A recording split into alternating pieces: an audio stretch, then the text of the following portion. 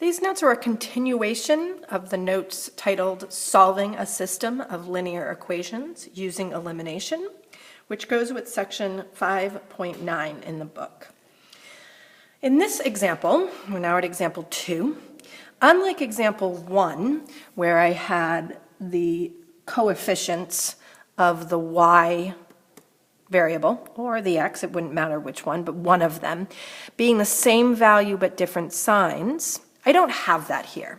I have a 3x and a 1x and a negative 6y and a positive 3y. So I'm left with a choice. My choice is either I find a way to make both of these be the same number but different signs, or I find a way to make both of these the same number but different signs. And we do this by multiplying.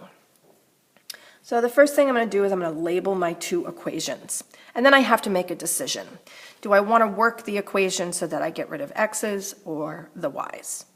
I'm going to start by getting rid of the y's. And in order to do that, I need these to be multiples, to be the same value.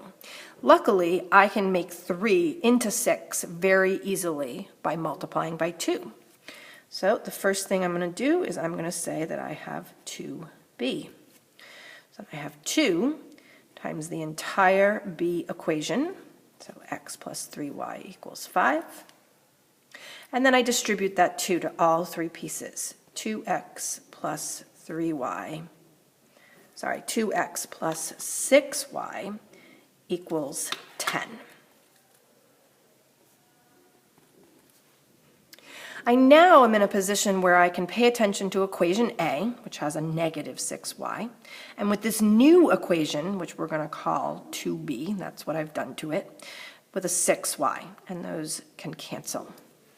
So I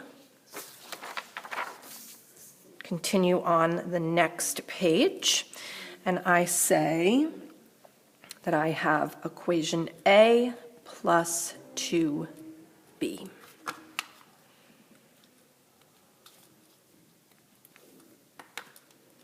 I rewrite equation A,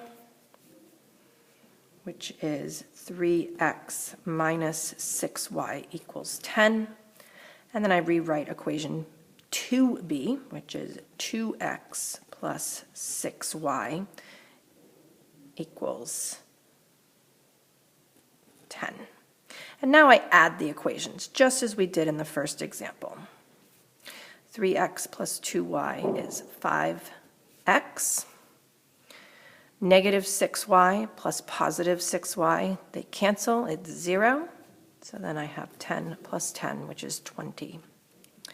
I now can solve this equation for x by dividing by 5. Gets me x equals 4. I then am going to have to finish the problem, like we've talked about before, by finding the full point.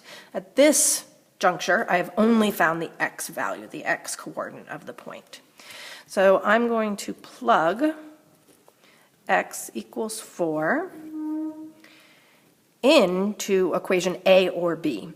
In this case, I'm going to choose equation B. And the reason for that is because equation B has x all by itself already, so I replace the x with 4, and then plus 3y equals 5.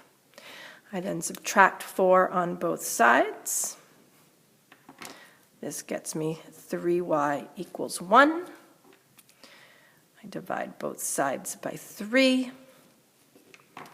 This gets me y equals 1/3. And again, remember, dividing is the same as having a fraction bar, so I can write it either way, but this way we can see that it is a number.